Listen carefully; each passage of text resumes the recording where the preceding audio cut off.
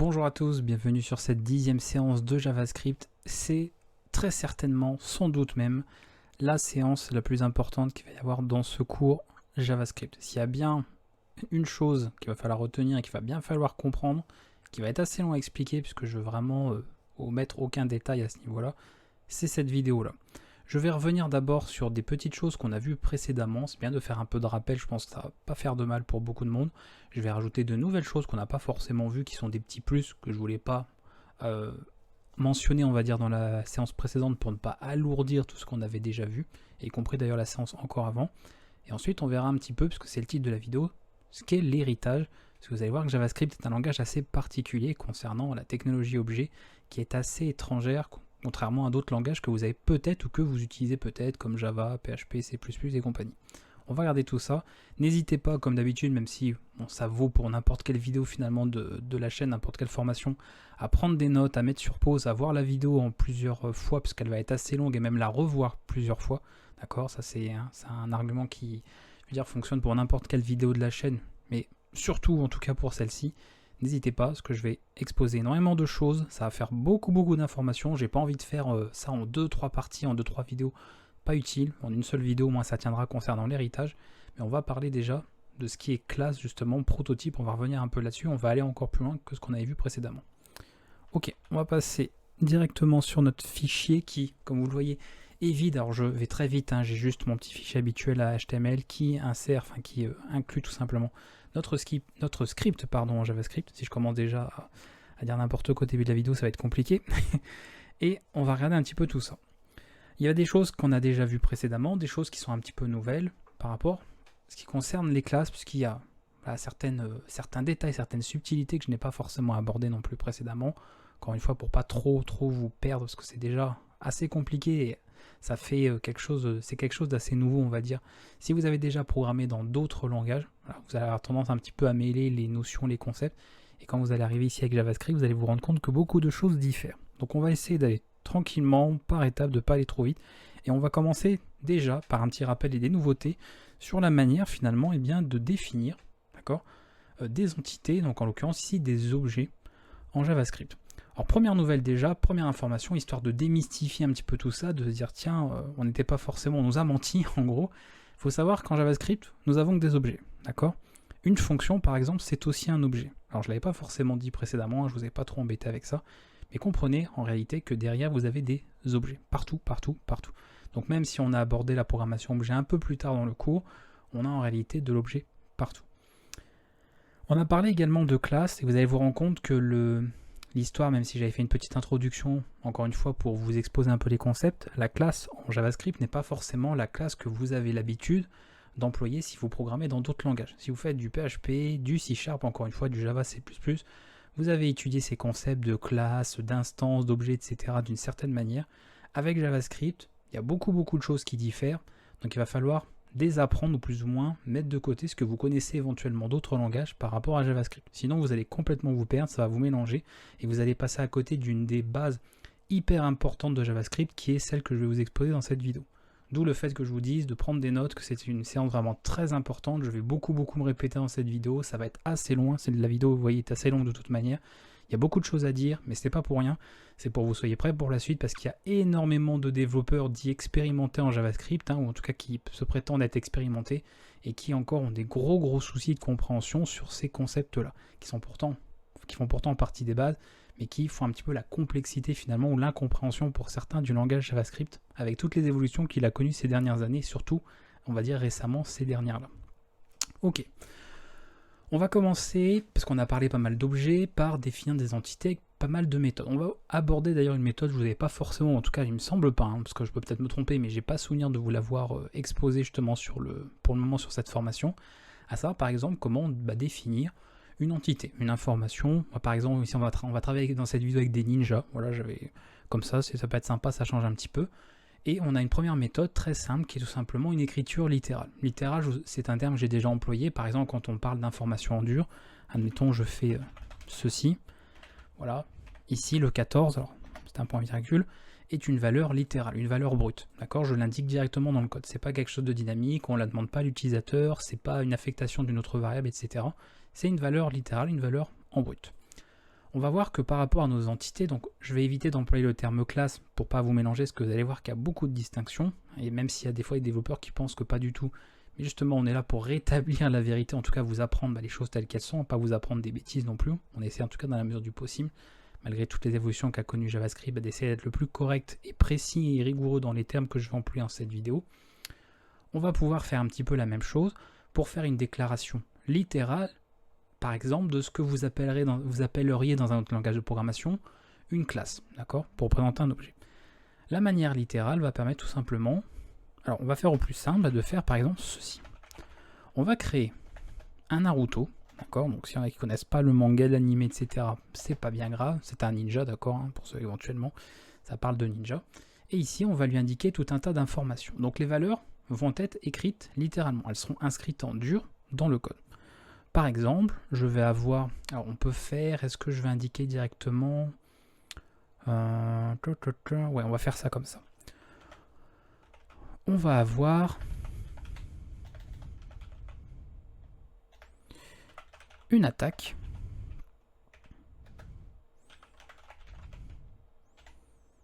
Alors je vais mettre tout sur une ligne parce que je ne veux pas faire un truc trop grand non plus. Voilà, donc c'est des références à l'anime en question. On va faire ça comme ça. Donc ça, c'est ce qui correspondrait encore une fois dans un autre langage à une méthode, hein, vous voyez. C'est une fonction que j'ai faite qui s'appelle attaque. C'est un objet, d'accord, on a quelque chose ici.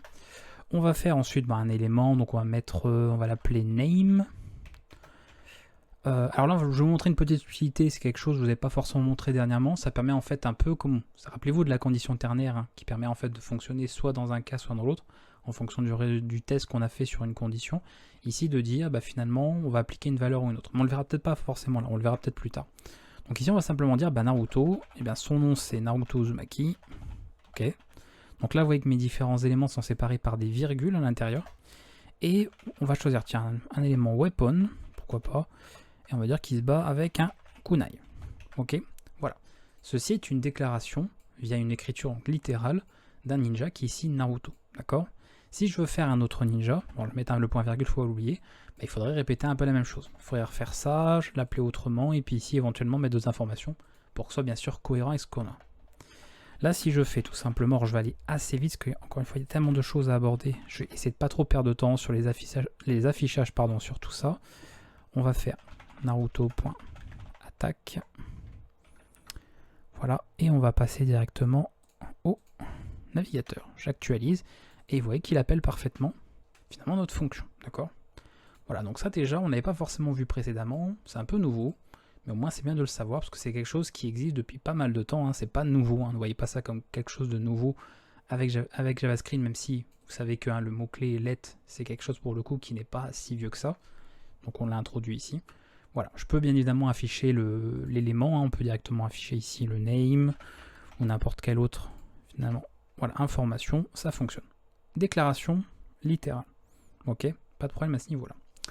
Ça, c'est une possibilité. Alors, je vais le laisser ici. On va le garder. On va pas l'enlever. Comme ça, vous aurez un petit peu on va dire, quelque chose de différent. Vous voyez un petit peu. Maintenant, on va faire effectivement la déclaration d'un objet. Ce qui va être un objet. J'étais pas allé trop loin encore une fois dans les définitions, dans les explications.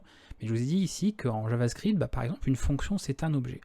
On va donc se servir d'une fonction comme un constructeur d'objets, d'accord, pour JavaScript. C'est-à-dire qu'ici, là, vous voyez que j'ai une écriture littérale pour créer un Naruto, d'accord. Je ne pourrais pas, par exemple, m'en servir de manière dynamique pour créer autre chose. Il faudrait répéter ceci, comme je vous l'ai dit, et changer les informations. Ici, ce que je peux faire, je vais mettre, alors est-ce que je vais mettre une fonction directement. Function ninja, je mets une majuscule, comme ça m'indique que c'est une entité un peu particulière, un peu le formalisme qu'on aurait par exemple sur d'autres langages de programmation pour une classe, même si là c'est pas vraiment une classe dans ce sens-là, encore une fois attention. Et on va indiquer nos différentes informations. Donc on a name, weapon. Donc là on va avoir quelque chose de dynamique pour le coup. On fait ça. Donc ça on l'avait déjà vu précédemment, pas nouveau. Hein. Je fais ça. Là je vous montre par contre une petite nouveauté syntaxique. Truc intéressant à savoir, parce que je ne l'avais pas forcément abordé, c'est vrai que j'ai repensé par la suite, je me dis tiens, c'est pas mal quand même de vous en parler, de le savoir, même si vous l'auriez peut-être découvert de toute façon un jour ou l'autre. Ici, vous choisissez un petit peu en fait deux cas. Alors attention, il ne faut pas que la première valeur soit quelque chose qui soit, référencé, enfin qui soit en fait égal à false, d'accord? Il ne faut pas que c'est ce genre de valeur-là. Donc ne mettez pas par exemple de 0, ne mettez pas ce genre de choses-là. C'est simplement de dire, si on a renseigné l'attribut name, Donc c'est-à-dire s'il peut être égal à true, hein, s'il y a effectivement une information là, c'est ce qu'on affectera ici à thisName. Ok. Sinon, donc on va utiliser un opérateur ou. Ok. Donc ça vous connaissez, on a déjà vu des opérateurs, mais là on l'utilise, on va dire d'une autre manière. Et bien on lui affectera une valeur par défaut. Donc par exemple, je peux dire, en fait, si on n'indique pas cette information, et bien on créera un Naruto, enfin le nom sera au Naruto Uzumaki. D'accord? Ici, attention, ce sont des points-virgules, non pas des virgules. On va faire pour weapon la même chose.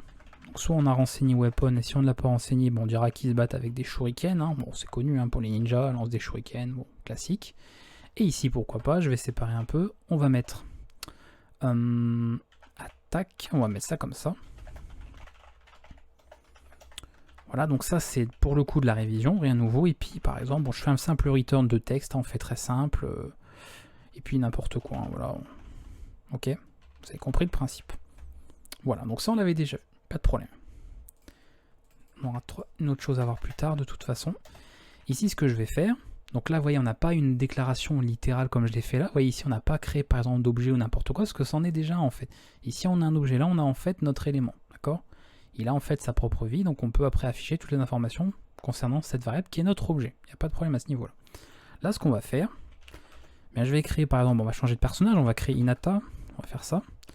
On va utiliser l'opérateur new, qui est tout simplement, on va en fait passer par le constructeur ici. Donc attention, dans d'autres langages de programmation, encore une fois, si vous n'en avez jamais fait d'autres, ça voilà, ça vous serait pas trop perdu à ce niveau-là, donc quelque part tant mieux pour vous. Pour les autres, attention, c'est pas parce qu'il y a un opérateur ici new que ça fait forcément référence à l'appel à un constructeur de classe. D'accord? Ici, on n'a pas de classe. On a un objet, puisqu'ici notre fonction est un objet. D'accord? Ça va nous permettre de créer des objets. Donc ça, c'est important de savoir. En fait, l'objet est l'instance. Ok? Avec les classes, on a des classes et on a des instances de cette classe qui sont des objets. Ici, en fait, l'objet est une instance. Il n'y a pas de distinction entre les deux. Donc, il y a vraiment une différence entre cette histoire d'objet, finalement, là, et ce qu'on a vu, par exemple, même d'ailleurs dans les vidéos précédentes concernant les classes, avec en tout cas la syntaxe de classe, qu'on va voir de toute façon juste après. Ici, bon, classique, hein, ça pas nouveau. Je fais ça. Voilà. Et puis ici, par exemple, on peut mettre kunai aussi. On peut laisser même carrément ça pour qu'elle garde, voilà, l'information par défaut. On obtient un petit document write. Nata.name. Voilà, on va mettre un peu de ici, puis pourquoi pas.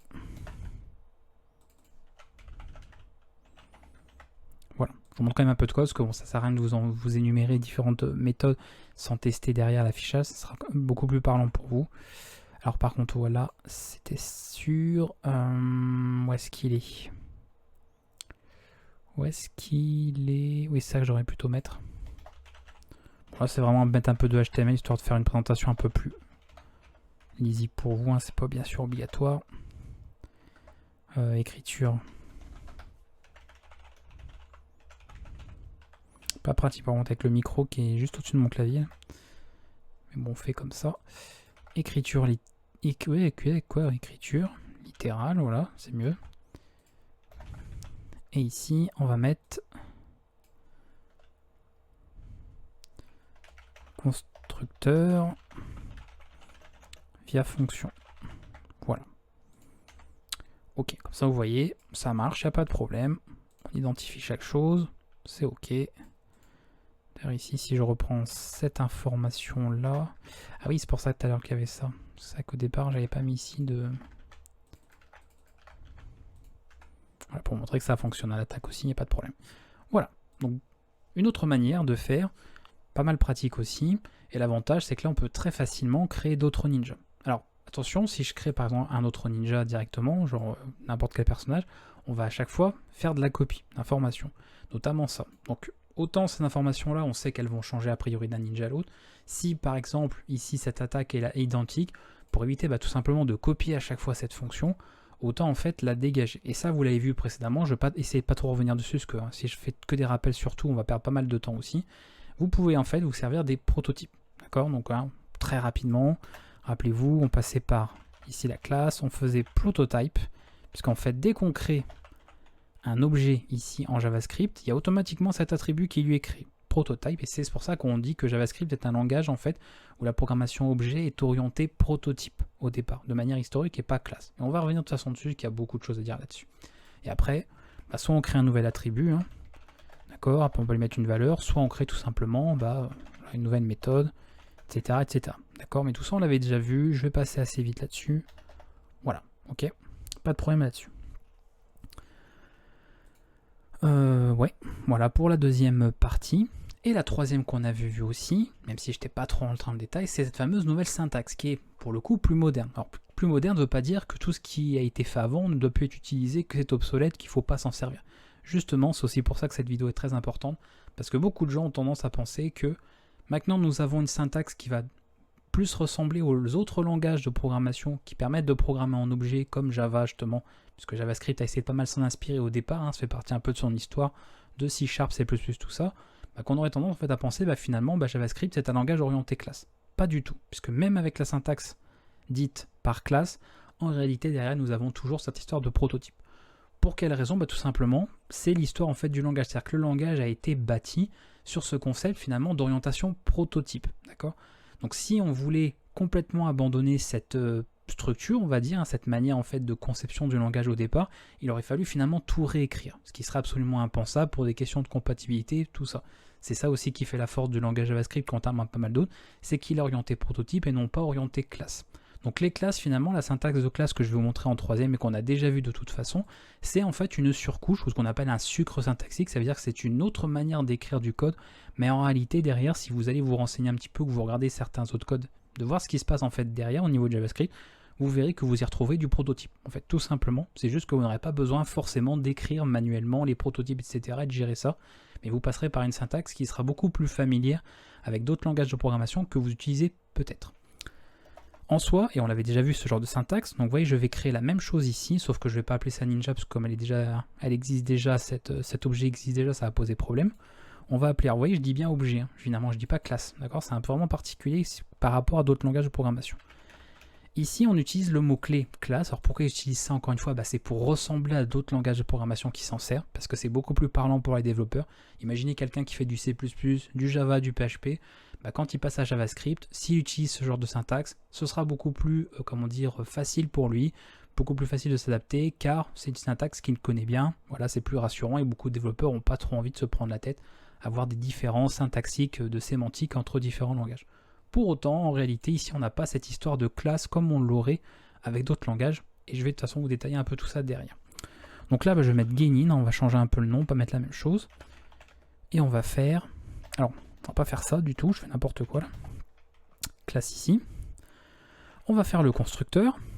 Ok, donc là c'est pas...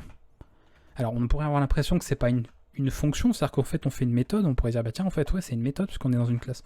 Mais en réalité, puisque c'est un langage orienté prototype, derrière tout ça nous avons des prototypes et donc ici nous avons une fonction, c'est un objet. Voilà, tout est objet, rappelez-vous les fonctions sont des objets en JavaScript. Et là on avait vu tout ça précédemment aussi. Ça c'est propre à n'importe quel autre langage de programmation qui permet de faire de la programmation objet, vous connaissez. Et on fait le truc classique, hein. ThisName. Si je veux reprendre un peu le même schéma, même schéma qu'ici, ce que je peux faire c'est ça. Rappelez-vous, on pouvait indiquer des valeurs par défaut.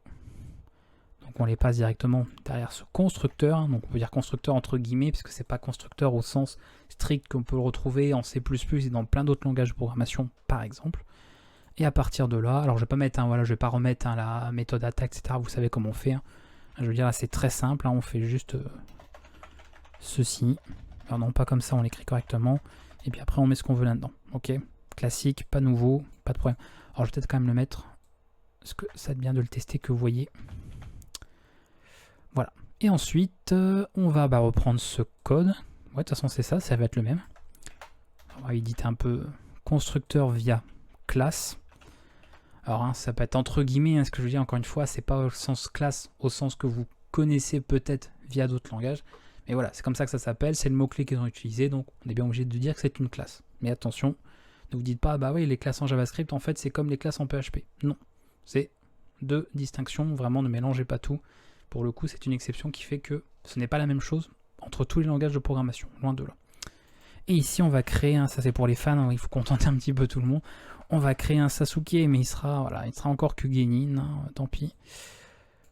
Sasuke Uchiha. Ha. Et Et voilà, attention, il rigole pas. Ok, name. Ok. J'actualise et vous voyez qu'il attaque aussi, c'est pas de problème, ça marche. D'accord? Donc pas mal de syntaxes différentes finalement, à part celle-ci qui est du coup plus limitée, mais qui a aussi pas mal d'intérêt hein, concernant les performances, que JavaScript, il y a le côté performance pour le coup est très important. Autant l'histoire de performance sur pas mal d'autres langages n'est pas tellement un argument, où la première chose que l'on va viser, hein, c'est-à-dire dans le codage, etc., c'est des choses qu'on verra beaucoup plus tard. Pour JavaScript, vous allez voir, surtout dans ce genre de contexte, ça peut aller très très vite, les différences de performance, de rapidité d'exécution de vos scripts. Parce qu'on est sur des choses qui sont interprétées, on est sur du web, il y a beaucoup d'opérations de traitement qui sont faites, et en fonction de la syntaxe que vous allez choisir ou des différentes conceptions que vous allez faire, des différentes implémentations, vous pouvez avoir d'énormes différences en fait en termes de performance de votre code. Donc là pour le coup, il va falloir vous songer en fait à vous y intéresser et vous dire dans quel cas on va plutôt travailler avec les prototypes directement, dans quel cas on va accepter d'utiliser finalement cette couche d'abstraction, c'est-à-dire d'utiliser plus ou moins ces classes de JavaScript qui sont en réalité finalement des prototypes mais qui passent par des intermédiaires, etc., etc. Et dans quel cas on peut simplement utiliser une écriture littérale pour avoir directement les informations en brut. Bref, on peut voir pas mal de choses. Alors, voilà pour ça, donc ça c'est déjà pas mal, c'est ce que je voulais montrer au niveau de ces exemples-là. Ce qui est intéressant aussi maintenant, avant de passer, parce que rappelez-vous, le titre de la vidéo c'est l'héritage, donc il y a déjà pas mal de choses à voir avant même de parler de l'héritage, c'est concernant finalement un petit peu cette distinction entre prototype et classe. C'est-à-dire qu'on a des fois, en tout cas pour beaucoup de gens, du mal à faire une distinction entre cette histoire de prototype, parce que pour le coup, un prototype dans d'autres langages de programmation, on n'en entend pas parler, c'est pas vraiment quelque chose qui existe.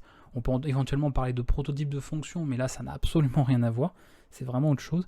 Et là, on a ça, et on a, depuis ECMAScript, les dernières normes, on a cette histoire finalement de classe, avec des mots-clés qu'on retrouve dans pas mal d'autres langages. Voilà, qu'on a ces constructeurs, c'est pas autre chose, mais il y a construct en PHP, ou alors il y a le nom directement de la classe pour d'autres langages, bref, c'est des choses très similaires, c'est fait exprès.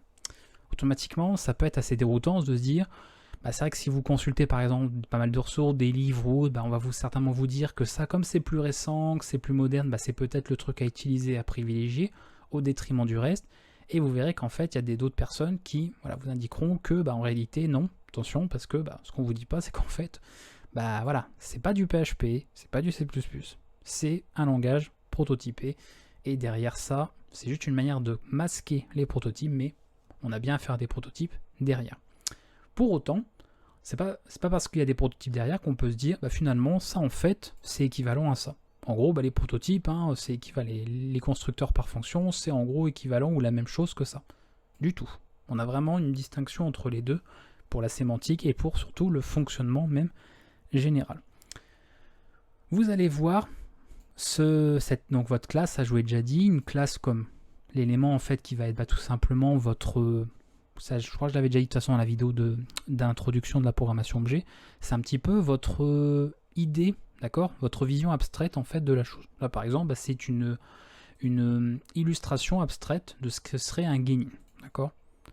Ici on va avoir, donc on va pouvoir créer des instances, pardon je ne vais pas aller trop vite, on va pouvoir créer des instances, donc nos objets différents, ok.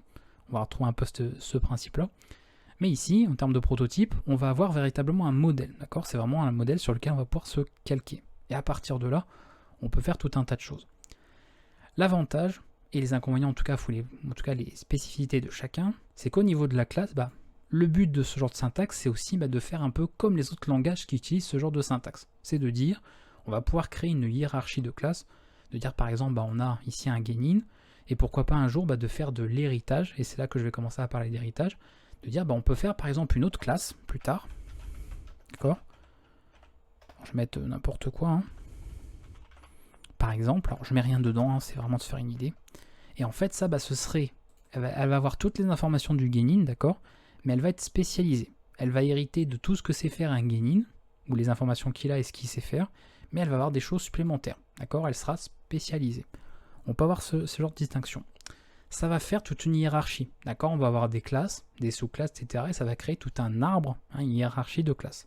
Forcément, cette condition va rendre un peu plus stricte l'implémentation et va surtout créer de la dépendance au niveau de tout ça. Puisqu'on peut par exemple avoir des liaisons en fait entre ces différentes classes et un changement opéré sur l'une peut éventuellement venir casser quelque chose dans une autre. Alors, Alors j'ai pas forcément d'exemple à vous faire sous la main parce que ce serait trop long et ça n'est pas forcément utile pour cette séance, en tout cas pour tout de suite. Mais voilà, il y a forcément cette idée de dépendance entre les différentes classes qu'on va définir finalement dans toute cette hiérarchie de classes. D'accord? C'est des choses très importantes à savoir. Automatiquement, dans ce genre de cas, on fonctionne par les prototypes. C'est-à-dire qu'on va pouvoir par exemple créer un prototype, ok, et plus tard on va pouvoir par exemple faire une copie du prototype qu'on a actuellement et rajouter tout un tas d'informations. L'avantage aussi, contrairement aux classes, c'est qu'à la classe, on définit tout ce que l'on veut ici, et au moment de l'exécution, on fait avec ce qu'on a, ni plus ni moins. Ok, ça on l'avait déjà vu. Les prototypes, et on l'avait vu aussi précédemment, eh bien on peut avoir donc notre définition, ok, des informations, mais rien ne m'empêche en cours d'exécution, c'est-à-dire que là, effectivement, je fais ça, on va dire, vous voyez, dans une toute petite portion de code, donc on pourrait avoir l'impression que je fais ça, voilà, finalement au même moment, mais rien ne m'empêche d'avoir un plus long code, et d'avoir finalement ma définition ici de mon objet, d'accord, de Ninja, et plus tard de dire maintenant à n'importe quel moment de l'exécution de mon programme, maintenant les ninjas en plus d'attaquer, ils vont pouvoir se défendre, ils vont pouvoir se soigner. Alors que ce n'était pas défini au départ, d'accord, on va ajouter des propriétés, ajouter des méthodes à notre objet ici, au cours de l'exécution du programme, chose qu'on ne pourrait pas faire avec une classe. Une classe, si on ne peut pas le faire au départ, tant pis. Le seul moyen, c'est éventuellement de faire une nouvelle classe spécialisée en disant bon tu peux faire tout ça, ok, tu as tout ça, mais en plus maintenant tu peux tu peux te défendre. Voilà, c'est un plus que tu as. Ok, mais il faudra que ce soit défini en amont. Voilà une autre différence qu'on peut avoir entre les deux. D'accord? Ce qui va, alors ça je l'ai dit, ce qui va être important, on va après aborder l'héritage, donc on va pas aller trop vite. Ici, vous avez forcément plus de flexibilité. Au départ, et c'est parce que vous êtes quand même, pour la majorité débutant en JavaScript, c'est pour ça que vous suivez ce cours, vous ne verrez pas forcément l'intérêt ou tout le potentiel que donne en fait ce système de prototype en JavaScript. Plus tard, vous verrez très très vite dans quel cas c'est intéressant. En gros, vous en serez très certainement à venir à utiliser les classes que dans des cas très spécifiques, d'accord, et éventuellement faire de l'héritage là-dessus dans des cas très spécifiques aussi, mais en majorité privilégier les prototypes pour avoir quelque chose de beaucoup plus finalement libre, on va dire, même si j'aime pas trop le terme, et un peu plus qu'on va pouvoir plus facilement gérer même à l'exécution. Alors dans ce genre de cas, c'est comme pas mal de débats en informatique, vous savez, vous avez des gens qui pensent une chose, qui pensent A, d'autres gens qui pensent B, et du coup ça se débat, personne n'est vraiment d'accord. En fait, voilà, des gens pensent qu'il faudrait plutôt utiliser 100% que du prototype comme ça, on va dire, ou même ce genre de choses tout le temps, et de limite ne plus utiliser ce genre de syntaxe, même si c'est un peu ce qui est arrivé plus récemment, et d'autres qui disent ça comme c'est récent, faut que tout le monde adopte ça et qu'on arrête d'utiliser ce qui est à l'ancienne. Moi, vous savez, sur la chaîne, je suis jamais pour prendre parti pour l'un ou pour l'autre, parce que justement, comme beaucoup de gens, je suis très curieux, je me renseigne et je me suis intéressé à pas mal de choses. À l'époque, quand j'ai appris JavaScript, quand je me suis mis à niveau à JavaScript, que je continue d'ailleurs à me mettre à niveau, parce que c'est un langage qui évolue un petit peu tous les jours aussi. Et voilà. Tout ce que je sais, c'est que dans mon usage, si je dois vous dire un petit peu mon cheminement par rapport à ça, c'est que pour moi, il y a des cas où ici, c'est largement, on va dire, recommandé. Et il y a ce genre de cas où on ne peut pas ne pas le prendre en considération. D'accord, ça a été un ajout qui a été apporté, mais je sais par rapport à ce que j'ai pu apprendre pourquoi cet ajout a été fait. Et du coup, comme on sait également qu'est-ce qu'il y a derrière, qu'est-ce que ça cache, ça permet un petit peu de se préparer, de ne pas en avoir un usage non plus qui serait peut-être biaisé, qui pourrait être trompeur. Donc faites attention à ça. Dans tous les cas, je ne serai pas là pour vous dire utilisez plutôt ça, utilisez plutôt ça. De toute façon, au stade où vous en êtes, vous ne ferez pas forcément beaucoup de différence entre les deux. Vous n'aurez peut-être pas encore assez de recul ou assez de pratique pour pouvoir juger de l'un ou de l'autre et de son efficacité de l'un ou de l'efficacité de l'autre. Mais par la suite, vous choisirez. Voilà, si vous estimez que pour vous, ça semble plus efficace, vous vous servirez de ça. Et puis si vous voyez que c'est trop prise de tête au niveau de vos projets beaucoup plus concrets, beaucoup plus conséquents, vous reviendrez peut-être à ça. Bref, c'est vous qui choisirez. Moi, je ne suis pas là pour vous dire faites ceci, faites cela. Je vous donne des possibilités. Toutes ces choses-là sont parfaitement valides, il n'y a rien qui est acheté en tout cas là-dedans. Dans tous les cas, par contre, évidemment, il faut avoir conscience de ce que vous utilisez en termes de syntaxe, de savoir ce que ça sous-entend et quelles conséquences ça peut avoir et quels effets ça peut également avoir à l'exécution. Et à partir de là, avec la pratique, l'expérience, etc. et le recul, vous ferez vos propres choix et vous adapterez tout ça en fonction du contexte pour essayer d'avoir quelque chose de plus optimal possible. Et ça reviendra à vous, ce sera votre travail, c'est pas de toute façon le mien. Voilà. Ok, on va aborder l'héritage, parce que c'est un petit peu le principe. D'accord? Alors, même avant de parler finalement d'héritage directement, parce qu'il y a pas mal de choses, On peut voir également un autre, on va dire, une autre partie finalement intéressante de ça, c'est tout simplement le côté un petit peu, comment je peux dire ça? Création d'objets. Je vais venir très rapidement sur certaines choses, parce qu'on n'avait pas forcément tout montré non plus, et ça peut être pas mal de l'aborder. On a vu ici une écriture littérale, ça là-dessus je reviens pas là-dessus, hein, classique. On a vu ici l'usage d'une fonction comme constructeur, d'accord, c'est lui qui sera notre constructeur, et on a ensuite ici la syntaxe un petit peu de classe comme on retrouve dans pas mal de langages de programmation. Ok. Ce qu'on peut faire éventuellement, c'est créer des objets d'autres manières. Il faut savoir qu'on a une hiérarchie qui existe déjà au niveau de JavaScript. En gros, parce que je vous dis que tout est finalement objet, vous avez un avant-dernier, c'est-à-dire que si on prend cette hiérarchie finalement qui existe, l'avant-dernier, on va dire, partie de cette hiérarchie, c'est finalement ceci. On va mettre en forme de commentaire.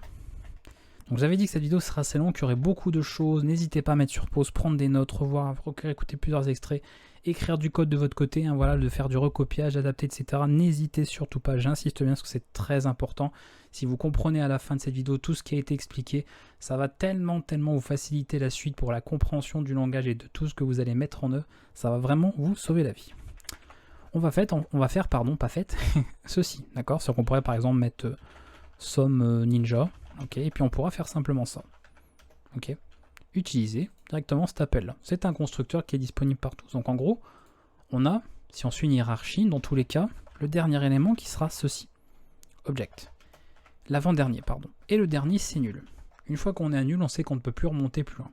Pourquoi je vous dis ça? Parce qu'admettons ici, on est, par exemple, notre classe ninja. D'accord? Qui représente finalement notre ninja. Puis plus tard avec l'héritage, et on va expliquer un peu cet héritage, on va dire qu'en fait ninja, on va le compléter avec autre chose. Et on aura par exemple, je mets un autre nom, un super ninja. Si on remonte dans cette hiérarchie, alors je vais sauter pas mal d'étapes de cette hiérarchie, pour garder juste l'essentiel pour la compréhension. On va dire super ninja, on remonte par exemple d'un cran plus haut, on retombe sur ninja, forcément. Puisque lui en fait, c'est tout ça mais en mieux. Et puis on va remonter, et puis à un moment donné, on va finir sur object, et à un moment donné, on terminera sur nul. Si on arrive sur nul, on sait qu'on a atteint le plus loin, la plus, on va dire l'original finalement, la partie la plus originale de ce que l'on a ici, et après il n'y a plus rien. Une fois qu'on est à nul, c'est terminé, c'est vide, il n'y a rien du tout. Voilà, donc on va voir toutes ces choses-là qui sont très importantes. C'est pour ça que nous allons pouvoir créer finalement des objets de plusieurs manières. Nous on passait par cette, cette instruction, cet opérateur new, mais on pourrait tout à fait créer notre objet d'une autre manière. On va regarder ce genre de choses. Je vais vous montrer, on va dire, deux petites astuces par rapport ici à ce qu'on a, en tout cas ce qui fait aussi le potentiel, la puissance finalement des prototypes, d'accord, du prototypage, pardon, en JavaScript. Alors comment on peut écrire ça, histoire qu'on n'ait pas trop de choses. Est-ce que je peux enlever tout ce code? Je vais faire ça. Ouais, je vais faire ça. Je vais faire une copie. Voilà. On ne sait jamais, si jamais j'ai envie de revenir en arrière, j'aurai tout le code. Ok. On va faire ça. Voilà, ici. Alors, il y a tellement de choses que je devrais vous montrer, tellement de choses que je peux vous montrer, mais on va essayer de pas trop s'étaler non plus. De toute façon, ce qui n'aura pas été vu là sera vu plus tard, donc c'est pas un problème du tout. Ce qu'on va faire, et là on attaque l'héritage vraiment, d'accord? C'est ceci. Alors je ne vous explique pas, vous voyez tout de suite ce qu'est l'héritage, on va l'aborder très vite, je vais vous montrer un petit peu de code pour le moment. On fait notre ninja. Donc on passe notre constructeur, c'est ça, d'accord? C'est la fonction. Ok. Est-ce que je mets rien mettre du tout, tiens. Si on va juste mettre un this.name. Peut-être lui passer un name par contre, sinon il va pas être content. Voilà, très classique, rien de plus. Je mets pas de, pas d'information, c'est ça le constructeur directement. Ensuite on peut créer notre ninja, pas de problème, etc. Maintenant je vais faire une autre fonction qui va faire office finalement de constructeur aussi. Super ninja. Est-ce qu'on lui donne d'autres informations? On peut lui passer...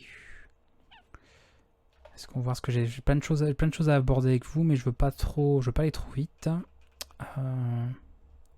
Pour le moment, on va juste mettre weapon pour lui. Genre voilà, de base, genre ninja peut pas vraiment se battre. Enfin, il n'a pas en tout cas ce genre d'informations. Et puis là, on l'a ici. Ok. L'héritage, pour faire ça en tout cas ici, hein, si on parle, parce que là pour le coup, ça dans le cas des prototypes c'est un peu différent.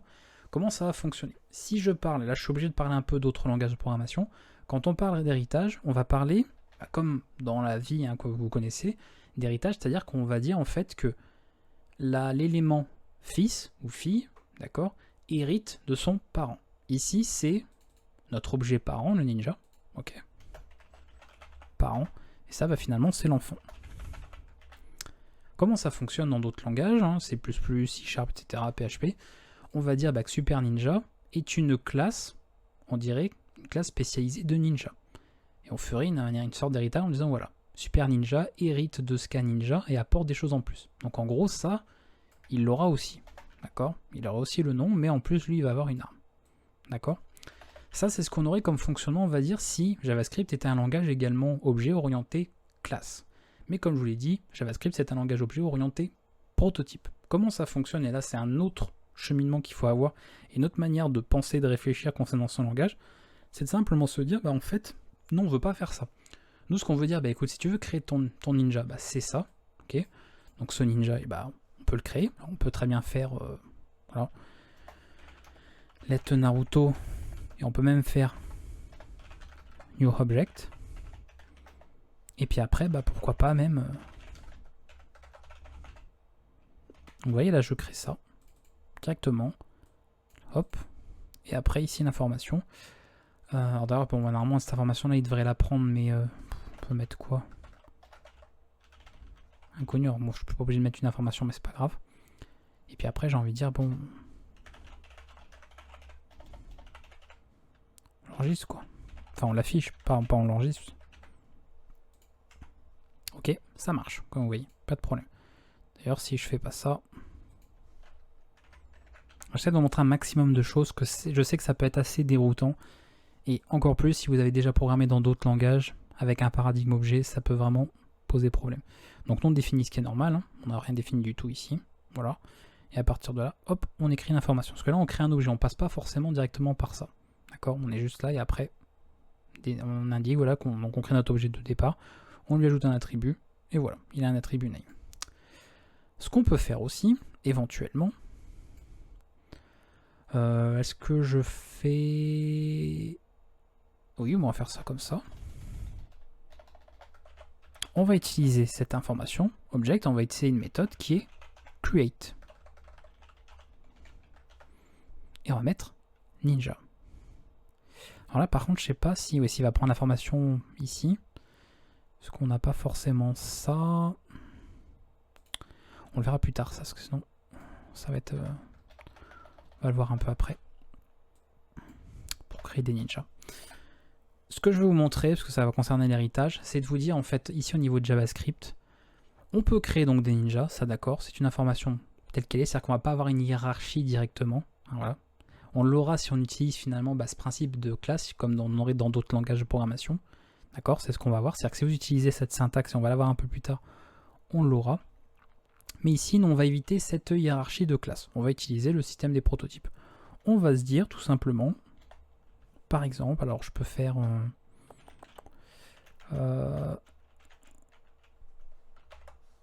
est-ce que Super Ninja, on va mettre ça.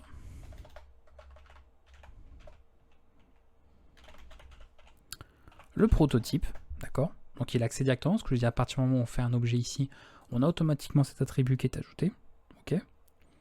Et ici, voilà, c'est là qu'on va le faire. Je vais vous faire ici create de ninja.prototype. On fait une copie, un clonage, d'accord, de Ninja pour Super Ninja. Pourquoi? Parce qu'on veut distinguer, c'est-à-dire qu'on veut pas en fait qu'un Super Ninja soit un ninja en réalité. Non, c'est pour le coup c'est autre chose. Et en JavaScript avec les prototypes, c'est comme ça que ça fonctionne. Si tu veux un Super Ninja, on n'est pas obligé de hériter directement forcément de Ninja. On peut simplement dire, en fait, tu fais un clonage du Ninja, donc on est d'accord qu'on va bien prendre cette information. Ok, il y aura une histoire d'héritage de quelque chose. Et après, tu ajoutes autre chose. Voilà, tu ajouteras d'autres informations éventuellement qu'il aurait en plus, ce genre de choses. Voilà, on lui ajoute. Et à partir de là, on peut faire tous les traitements qu'on veut. Donc là, on a un clonage qui permet bien de distinguer ces deux objets. un ninja ne sera pas un super ninja. Pour autant, via ce mécanisme, super ninja aura comme hérité des informations de ninja. Ok. Alors je sais pas si on peut, si normalement dans la console on doit pouvoir l'afficher. C'est pas, je crois, c'est j'en suis sûr. On va faire ça. On va afficher le contenu de prototype dans la console. Parce que si vous l'affichez par exemple avec document.write, ça ne marchera évidemment pas. C'est des informations qui sont directement dans la console. Examiner, donc avec un clic droit, console, on l'avait déjà vu précédemment, je vais assez vite. Et pourquoi je ne l'ai pas? C'est normal. Bon après normalement de toute façon c'est ce qui est même. Attendez. Bon on va créer, c'est pas grave.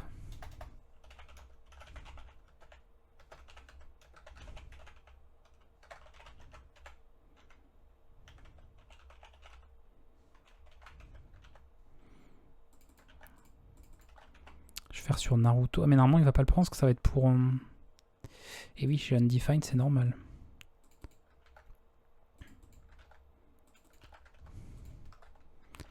Éventuellement c'est qu'ils le mettent déjà. On va regarder sur Ninja déjà. Voilà, Ninja on fait Object. Donc vous voyez, le constructeur est bien là. Vous voyez, il a dit bien constructeur. Pourtant on n'a pas marqué de constructeur comme on l'a vu, etc. Et là, voilà. Ça vous fait un prototype, d'accord, l'attribut, et on a plein d'informations là-dedans. Ok. Donc avec éventuellement pas mal de choses. On voit qu'ici, vous voyez, le constructeur par défaut, c'est Object, hein, ce que je vous ai montré tout à l'heure, quand on faisait New Object tout simplement. Donc ça c'est par défaut. Pas obligé d'avoir un constructeur, il peut être fait par défaut d'ailleurs. Même dans avec la syntaxe de classe d'ailleurs, ça aurait pu fonctionner aussi. Et on va voir ces informations là. Alors par contre, ce que j'aurais pu faire...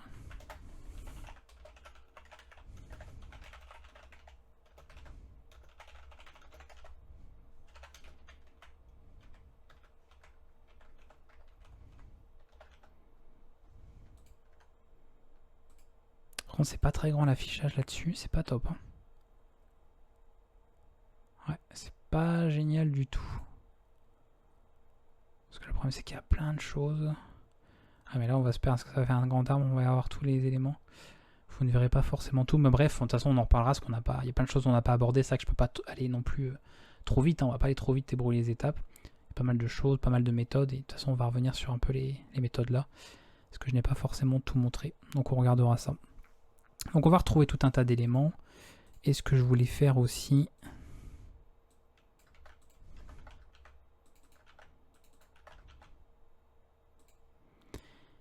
c'est de faire name. On va reprendre name, ok.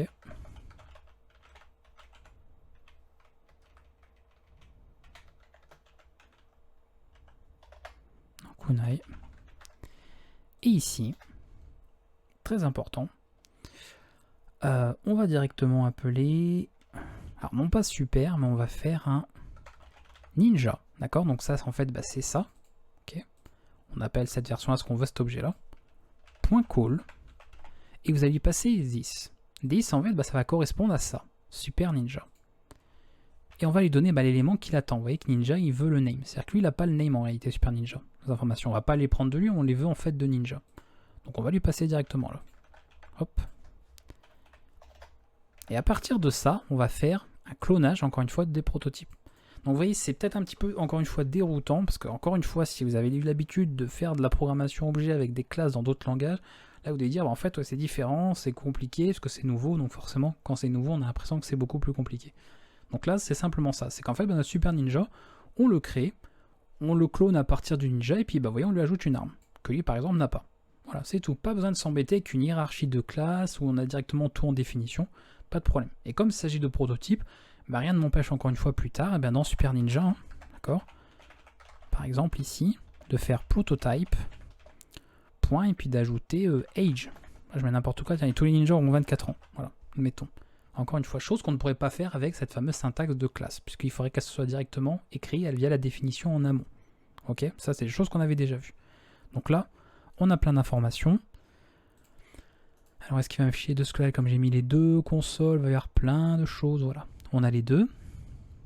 Donc là on a plein d'informations, vous voyez, Ninja Name, et ici, hop, on a tout ça. Vous voyez, il a fait appel au constructeur de Ninja. Voilà. On a le name, etc. Prototype, bon je vais essayer de passer ce qu'il y a beaucoup d'informations. Ok, donc vous comprenez un petit peu le principe. Et voilà comment on peut faire de l'héritage. Super Ninja, bah finalement, a hérité de Ninja et possède pas mal d'éléments et on garde ce principe de flexibilité des prototypes.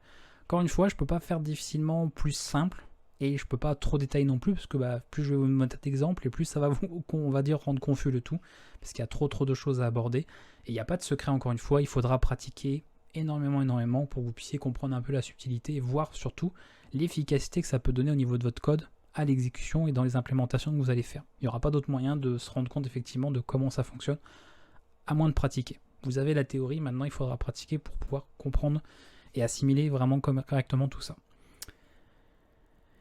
Sinon, si on veut, admettons, faire des choses vraiment où on va intimement lier nos prototypes, parce que finalement je vous dis que nos objets, ils ont voilà, tout est objet, d'accord. Je vous ai dit, même nos fonctions sont des objets, elles peuvent fonctionner comme des constructeurs.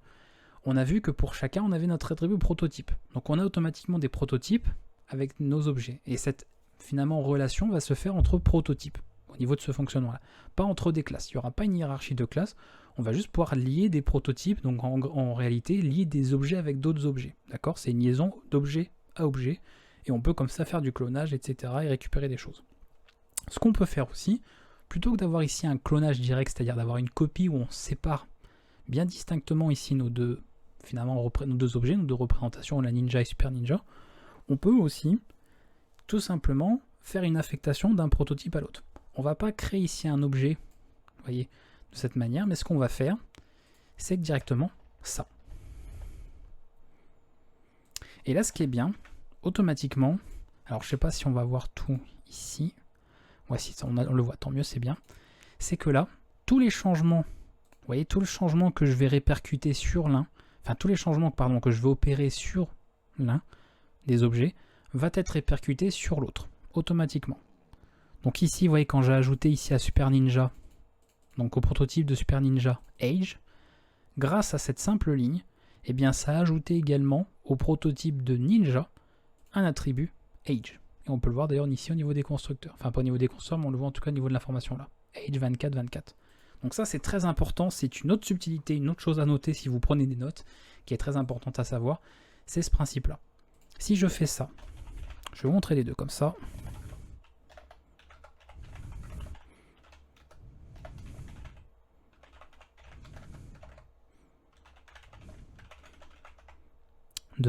Alors c'est tout ça du coup.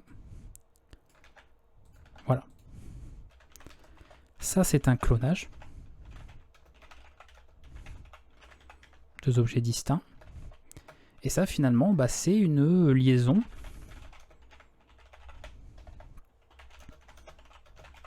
On fait une affectation. Voilà. Ces prototypes seront partagés. Tout ce que je vais ajouter à l'un sera ajouté à l'autre. Ok? Deux choses très importantes, ça, deux distinctions entre ces deux syntaxes-là. Ça, c'est très très important. Vraiment très important à savoir et à retenir. Surtout, ne passez pas à côté de ça et ne passez pas aux séances suivantes en y oublier ce genre d'informations. Très très important. Voilà. Pour terminer, si je peux dire ça, ce qui est encore pas mal de choses, on est combien en temps? On a 48 minutes de vidéo, c'est très très long ce qu'on a abordé. On va voir la même chose maintenant, mais évidemment avec pas ce côté flexible, c'est-à-dire avec cette syntaxe de classe. Ce qu'on va faire, alors est-ce que je peux tout enlever? On va mettre en commentaire. Voilà.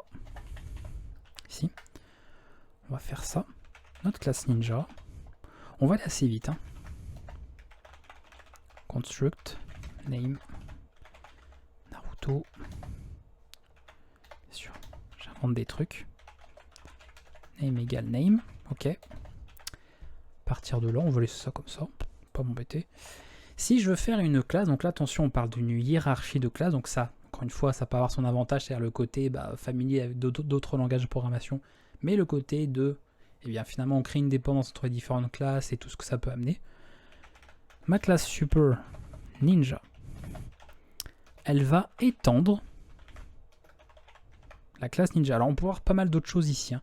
Tout ce qui finalement peut faire appel à un constructeur, donc par exemple une fonction, on pourrait tout à fait le mettre là, mais on va pas trop compliquer, il y a déjà pas mal d'informations là, je vais pas trop vous perdre non plus.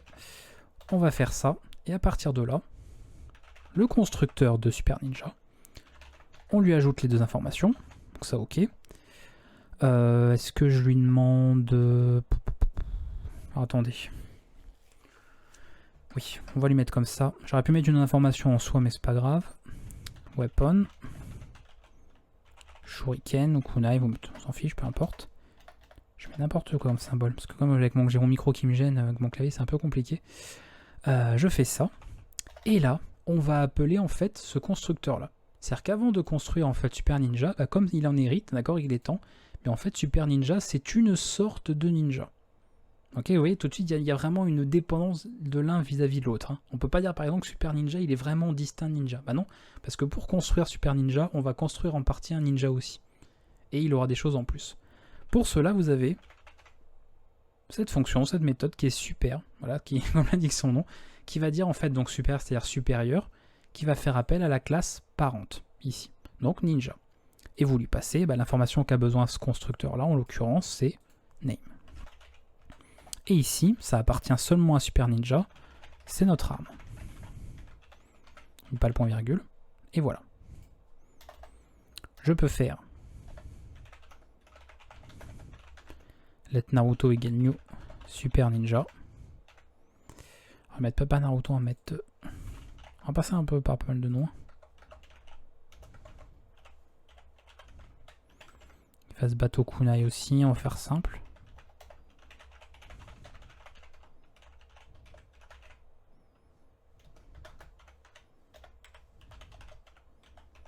Ok. Point weapon. Et voilà. J'ai été un peu vite pour écrire le code, mais comprenez un peu le principe. On a vraiment une autre syntaxe. Is only valid in derived class constructor. Eh bah.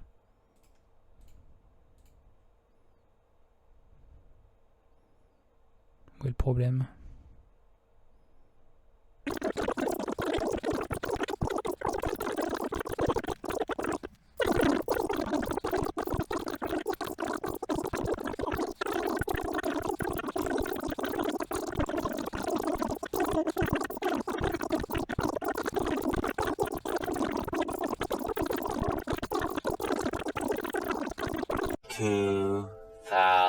Years later. Ah, c'est constructeur. Oulololo. C'est pas grave. Désolé. Désolé hein, pour ce petit contretemps. Et oui, bon, des fois... On l'aurait peut-être déjà sûrement remarqué. Hein. Je pense que des gens dans les commentaires l'auront vu depuis des lustres. Ouah, je suis fatigué. Ok. On refait. Désolé, désolé. On va aller vite.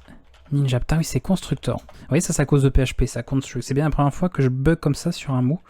Mais c'est la fatigue, c'est pas parce que j'ai confondu, c'est... Non. Là c'est la fatigue là. Ok. Oh, il casse-pied l'autocomplétion lui. Je crois qu'il y en a dans les commentaires là qui ont vu le truc depuis des lustres.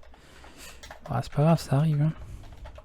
Super Ninja, et on recommence, c'est génial. Constructor, madame. Donc je refais vite, hein, voilà. Prends toutes les informations dont on a besoin, éventuellement les informations qu'il a en plus. Comme ça, je vous fais un petit rappel hein, au passage, ça fait pas de mal. 10. Alors super, on appelle, hein, voilà. Le super constructeur finalement. On lui passe name. Et pour lui seulement, pour les super ninjas, ils ont... Voilà. À partir de là... On fait... allez, vous voulez du Kakashi? Ok, on fait un Kakashi new. Parce que c'est quand même un super ninja. Hein. Voilà.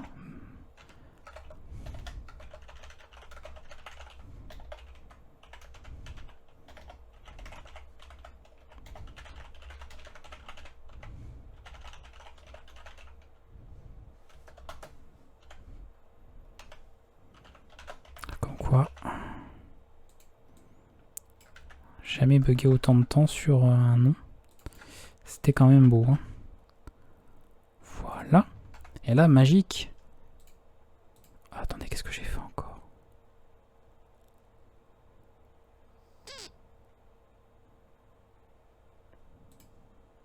Et là, d'ailleurs, en fait, tu vas me dire, bah non, en fait, t'as oublié un truc. Qu'est-ce qui manque? Mais j'ai la même erreur. Oui, oui, c'est normal. On oublie la moitié du truc. C'est bon. Tout va bien. Au secours.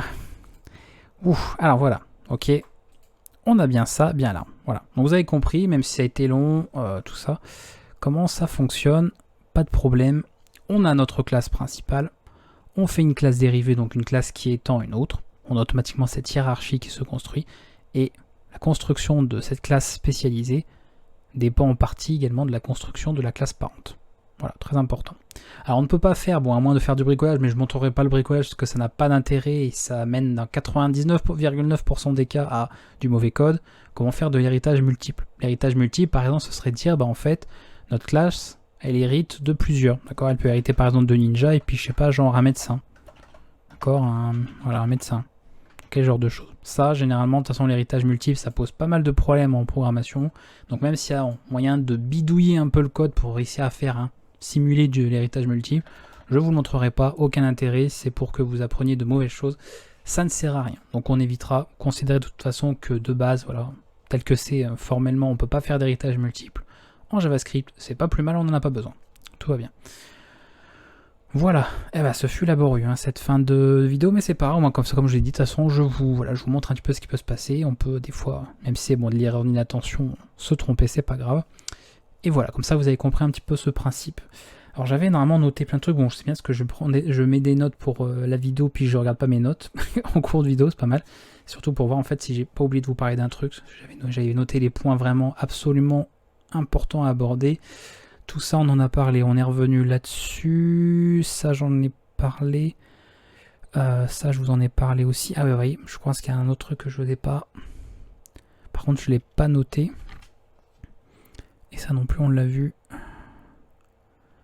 Tac, tac, tac. Est-ce qu'on aborde, par contre... je sais pas si on peut, ça va faire beaucoup de choses. Ça fait déjà 1 heure vidéo, ouais.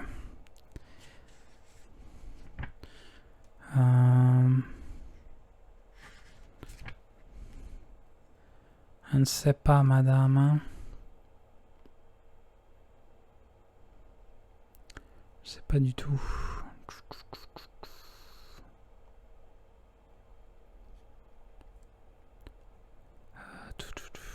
Ouais, non. Écoutez, ça ira bien. Parce qu'il y a évidemment pas mal d'autres moyens de faire du prototypage. Je sais que je l'avais même noté, mais on peut faire du prototypage, pardon. Enfin, pas du prototypage. Je vais, comme quoi, ouais, il faut vraiment que je finisse cette vidéo. On peut faire de l'héritage par concaténation. On peut également faire de la délégation de prototypes. C'est pas mal de choses. On aura de toute façon, je pense, l'occasion de le voir. Parce que sachez que vous emploierez plus tard. C'est-à-dire qu'une fois que vous aurez vraiment les bases en JavaScript, enfin, ça fait bizarre de dire les bases, qu'en fait, ça fait vraiment un très gros bagage, mine de rien. Mais disons que quand vous serez bien familier et bien à l'aise avec la syntaxe du langage JavaScript, vous serez très certainement un jour amené à vous servir de bibliothèque, à réutiliser du code, à vous servir de framework. Et vous allez, voilà, constamment manipuler comme ça des prototypes. Vous ferez de la délégation, vous ferez pas mal justement de, comment dire, d'étendue de prototypes et sans forcément passer par cette syntaxe de classe. Vous ferez de la concaténation également pour l'héritage. Bref, vous aurez tout un tas de manipulations que vous ferez et ça vous permettra de l'aborder. Donc il y a des choses qu'on verra très certainement, puisqu'on ne se contentera pas seulement de voir du JavaScript sur la chaîne. Ça c'est, on va dire, vraiment la première chose à voir quand on veut étudier. Eh bien ça, c'est de commencer par le langage JavaScript, avant de commencer à apprendre des frameworks ou des bibliothèques qui sont faites en JavaScript. Il faut faire les choses dans l'ordre et pas faire les choses à l'envers. Mais voilà, j'ai essayé en tout cas d'être le plus complet possible. Dans tous les cas, n'hésitez pas s'il y a des commentaires ou des remarques, des questions, etc. à poser par rapport à ça. C'était pas mal, on va dire, détaillé, énormément d'informations, je me suis pas mal répété aussi, surtout en début de vidéo, on est revenu sur différentes manières un petit peu de déclarer toutes ces choses-là. Je vous ai un petit peu révélé un petit peu tout ce qui se cachait un peu derrière, finalement, ces fameuses classes JavaScript qui sont pas forcément comme ce que vous aviez l'habitude de voir dans d'autres langages. Donc si à la moindre question, vous avez des doutes sur des choses, sur des petites zones floues encore sur certaines choses que j'ai pu expliquer, parce que c'est pas forcément évident, et même pour moi, de tout expliquer dans le détail en étant sûr de rien avoir oublié, etc. C'est pas toujours simple non plus, parce qu'il y a des choses pour moi qui sont devenues forcément évidentes à fort, qui ne sont pas forcément pour quelqu'un qui est tout juste en train d'apprendre. Donc n'hésitez pas, à la moindre question, n'hésitez pas à vous servir de vos notes, prendre davantage de notes s'il faut, à faire du code, à pratiquer. Voilà, vous avez plein de choses que vous pouvez tester maintenant, là où vous en êtes sur la formation. Il y a énormément de choses que vous pouvez faire et ça vous permet comme ça un petit peu de comprendre comment ça fonctionne. Ce que j'ai pas également montré un petit peu dans tout ça, c'est notamment tout ce qui était visibilité. Vous savez, les visibilités des variables, on en a parlé un petit peu, hein, le mot-clé var, mot-clé let, etc. ou les variables globales. Bah, n'hésitez pas, ça peut être un bon petit exercice également à faire un peu de test à ce niveau, de voir par exemple comment que ça se passe au niveau des méthodes, dans les prototypes quand on ajoute des nouvelles fonctions, etc. De voir un petit peu comment fonctionne la visibilité, je vais y arriver, et surtout au niveau de l'héritage. De vous dire par exemple au niveau de l'héritage, bah, si j'appelle par exemple quelque chose dans la classe mère qui n'est que dans la classe fille, qu'est-ce qui se passe, etc. Je sais pas des choses que je vous ai forcément montré aussi là, même si j'ai pu le montrer dans d'autres cours sur d'autres langages de programmation. Mais là, avec tout ce qu'on a vu, vous avez déjà bien ce qu'il faut. Et n'hésitez pas à tester, à aller beaucoup plus loin que ce que je peux montrer en vidéo au niveau des illustrations, au niveau des tests. Vraiment, ça vous servira pour la suite. Dans tous les cas, cette vidéo était absolument importante et indispensable. Encore une fois, c'est quelque chose qui est tellement peu compris de beaucoup de développeurs en JavaScript que ça leur pose problème. Quand on voit beaucoup de questions, etc. sur des gens qui ont des problèmes à utiliser des bibliothèques, des frameworks, c'est très souvent des problèmes liés à ça justement, ce système de prototypage de JavaScript qui n'est pas compris parce qu'on a tendance à justement mettre JavaScript dans le même sac finalement des langages orientés classe comme PHP, etc. alors qu'il ne l'est pas lui-même et même historiquement. Et bien qu'on ait pu ajouter maintenant de nouvelles syntaxes, c'est pas pour autant que ces nouvelles syntaxes sont tout simplement une autre manière de faire. C'est juste encore une fois le fait de masquer ces prototypes parce que ça peut être un peu déroutant pour se rapprocher un petit peu de la syntaxe et de la manière de faire des autres langages. Mais il ne faut pas oublier pour autant ce qu'il y a derrière. Et croyez-moi, ça a beaucoup d'avantages au niveau du langage que n'ont pas forcément les autres à ce niveau-là. Donc n'hésitez pas à mettre tout ça en pratique, à poser des questions si nécessaire. Moi de toute façon je suis disponible dans les commentaires comme d'habitude. Et je vous dis à bientôt pour la suite, on va voir beaucoup de choses. Maintenant que vous savez bien ce qu'est un objet, vous savez bien ce qu'est éventuellement une classe, un prototype, on va pouvoir manipuler pas mal d'objets de JavaScript qui existent déjà et voir un petit peu comment s'amuser avec tout ça. A bientôt tout le monde, ciao.